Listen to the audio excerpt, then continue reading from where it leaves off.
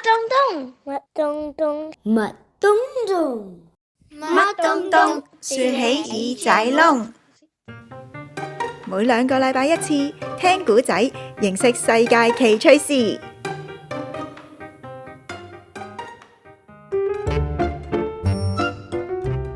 IQ 題：喺咩時候0係會大過2，2係會大過5嘅呢？諗一諗，我哋節目完結之前就嚟開估啦！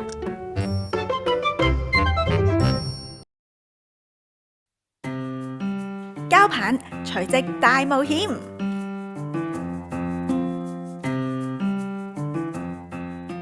過2日就係大年初1啦，大人忙住辦年貨，小朋友就期待過年逗利是。除咗人類，溫太太屋企嘅小物品呢，都好期待新年啊！尤其是係掛喺神台上面嘅一本紅色書，佢係全屋最期待年尾嗰個啊！一元復始，萬象更。哎呀，唔係咁好，再嚟過，再嚟。一元復始，萬象更新。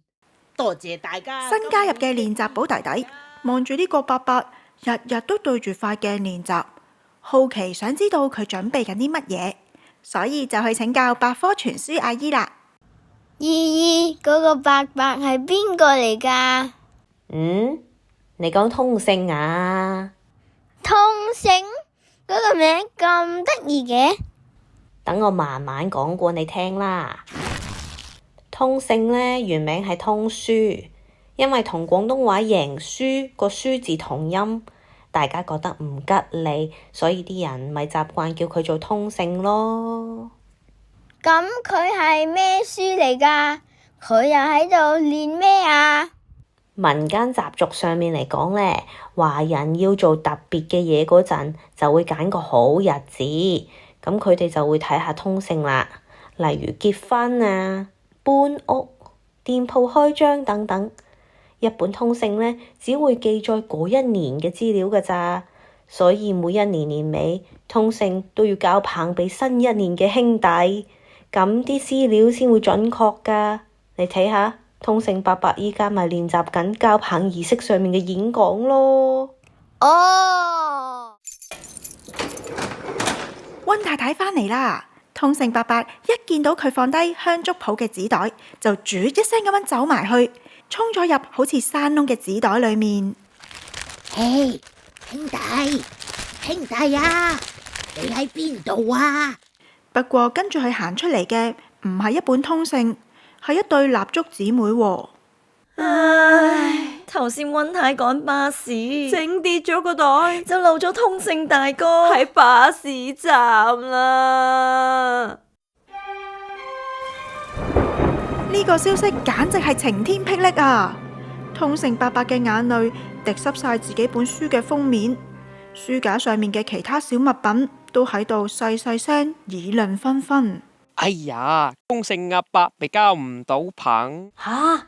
但係通書資料要年年更新，一本通書唔可以睇到老㗎喎。當通勝伯伯聽到一本通書唔可以睇到老，突然間好似諗通咗。佢打開自己，見到今日寫住宜出門，所以佢就抹乾眼淚，下定決心。一元復始，萬象更新，我一定要救返我嘅兄弟返嚟嘅。書架上嘅所有書聽到之後，都幫佢打氣呀。名人語錄同埋漫畫都行埋去同佢講。甘地先生講過，未來就係取決於今日嘅行動，而你今日踏出嘅一步，就係為咗守護通勝家族嘅未來。加油啊！悟空打魔人布歐嗰時，攰到企都企唔穩，但係地球人一齊借啲力量俾佢，整個元氣彈，最後就反敗為勝。我哋呢度每本書都會借晒力量俾你，你記住一定要平安返嚟啊！不過你打算點樣出去啊？巴士站咁遠，又咁危險。就喺呢個時候，姐姐準備出門口學畫畫，通勝伯伯即刻拋出佢身上面嘅紅繩，套落去姐姐書包度，呼一聲就拉走咗佢啦。哇，好似蜘蛛俠咁型啊！咁計我話呢，似西部牛仔就真啊！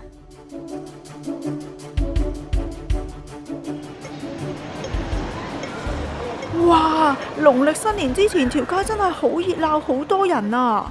不過通勝伯伯一鼓作氣，不停用紅繩套住唔同嘅路人前進，穿過咗車水馬龍嘅街道。一元復始，萬象更新；一元復始，萬象更新。呢位師奶趕住去接放學，啱晒啦！哎呀，哥仔就借嚟搭個順風車啦。不過都有啲蝦碌嘢嘅，例如有一次呢，佢套住嘅係狗仔條尾啊，狗仔嚇到不停咁樣跑圈，搞到通勝伯伯暈陀陀。喂，一元哎呀，復始一元，喂，哎呀，唔好再轉啦，我頭都暈啦，喂！又有一次，佢套錯咗落去一個氣球度，個氣球越飄越高。救命啊！我唔係超人嚟噶，我冇諗住飛天噶喂！好彩個氣球漏氣，佢先可以安全返落地下咋。最後，通勝伯伯經過重重困難，終於嚟到巴士站啦。佢見到新嗰本通勝孤零零喺路邊，太好啦，終於都俾我揾到你啦，兄弟！不過佢哋仲未得閒傾多兩句，返屋企嗰架巴士就快開車啦。兄弟，咁返去先講啦，快啲攬實我啦！通勝伯伯用盡全力拋出紅繩套住車門，趕得切喺巴士閂門之前揈到上車。車上面有個 BB 女，見到佢哋揈咗上車，又喺個地下度碌嚟碌去，個 BB 女就係咁指住佢哋咿咿呀呀咁叫。兄弟，切勿輕舉妄動啊！我哋喺度靜待時機。好彩個 BB 仲未識講嘢啫，成程巴士熬下熬下，佢哋就攬到實一實，終於偷偷地移到去車門隔離，仲成功勾住一個大叔嘅公事包，喺返屋企嘅車站落到車。天黑啦，佢哋用盡最後一絲力氣行入屋，都未企定咋，溫太太就經過啦，佢哋即刻趴低。咦？點解本通勝喺度嘅？乜唔係跌咗咩？哎呀，水滾啦！兩本通勝偷偷地笑，而喺書架同台面上嘅所有小物品都一齊向佢哋鞠躬，表揚佢哋嘅勇氣。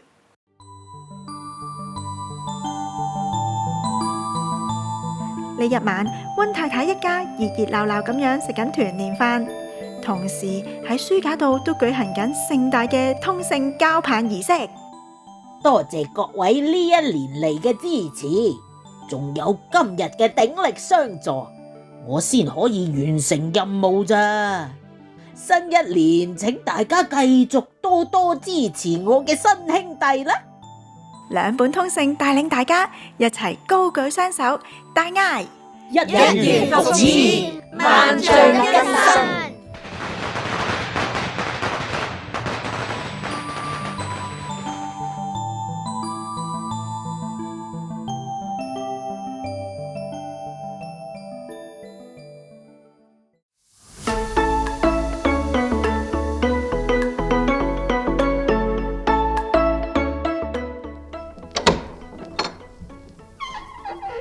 世界隨意門，今集除咗有我故事燕子，仲邀請到兩位嚟自香港嘅小小特約報道員，不如你哋同大家打個招呼先啦。Hello， 我個名叫 Jarvis， 我今年8歲。Hello， 我叫 Carlos， 今年6歲。Hello Jarvis 同 Carlos， 聽講呢，你哋會同大家分享一則同遊戲有關嘅世界趣聞喎，時間交俾你哋啦。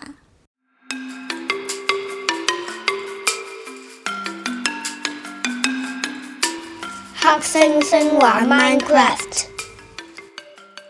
舊年有人教識咗一隻42歲嘅黑猩猩玩 Minecraft。黑猩猩個名叫 Kanzi， 佢好快就學識喺遊戲裏面執嘢同埋掘啲磚。每次佢完成任務，都會有花生或者提子做獎勵㗎。雖然有時呢，佢喺山窿棘住咗，要人幫手，但係佢最後都成功過關㗎。之後 Kanzi 仲同一個真人 YouTuber 一齊玩，最初個 YouTuber 都唔知 Kanzi 係一隻猩猩。後來佢知道咗之後，好驚喜，同埋覺得好好笑啊！哇，黑猩猩果然係好聰明嘅動物啊！但係點解呢？有人會想教黑猩猩玩遊戲嘅呢？因為佢哋想提醒大家要保護黑猩猩啊！而家全世界野生黑猩猩得返大約15000隻咋。原來係咁，係啦。如果有機會俾你哋同黑猩猩一齊玩，你哋會想教佢玩啲咩呢？呢排我喺學校學緊轉碟，我諗我都可以教黑猩猩轉碟啊！我想教佢寫毛筆字啊，就嚟新年啊嘛，幫手寫下揮春都好啊！你哋啲諗法都幾得意喎！如果黑猩猩真係識得轉碟，又識得寫毛筆字，哇！咁咪仲叻過我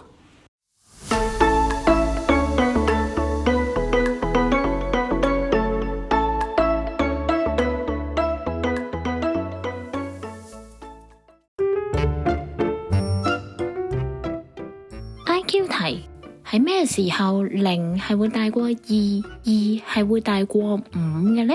就係青侵魔教叉燒包啊！猜包剪揼嗰陣時咯。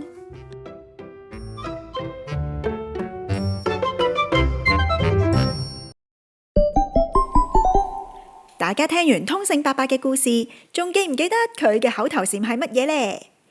冇錯啦，就係一元復始，萬象更新啦！呢句說話嘅意思係又新一年啦，所有嘢都可以有個新嘅開始。新一年呢，台長希望可以多啲同小朋友傾偈，繼續為大家寫多啲有趣嘅故事，同埋製作更加多嘅節目。唔知你又有啲咩新年願望呢？又或者如果你都想成為小小報道員嘅話，歡迎喺 Instagram send 錄音 message 或者 email 聯絡我㗎。最後記得喐下手指喺 YouTube 俾 like、Apple Podcast 同埋 Spotify 俾5星推介。仲有拜年嘅時候介紹我哋嘅節目俾其他小朋友認識啊！祝大家新一年有好開始，一元復始，萬象更新，蛇年下集見。聲音團隊：考考你、謎語叮叮、Doris Lie、世界隨意門主持故事燕子、小小報道員 Jarvis 同埋 Carlos， 交棒隨直大冒險，故事燕子擔任故事人，雪糕姐姐 Irene 扮演通勝伯伯，劉俊永小朋友扮演練習寶弟弟，Tanya 扮演百科全書姨姨， Uncle Wisdom 扮演名人語錄叔叔，陳奕凡扮演漫畫哥哥，嘉嘉扮演溫太太，黃漢貞同黃漢林扮演蠟燭姊妹。故事創作、節目資料搜集、文章編寫、剪接，故事燕子。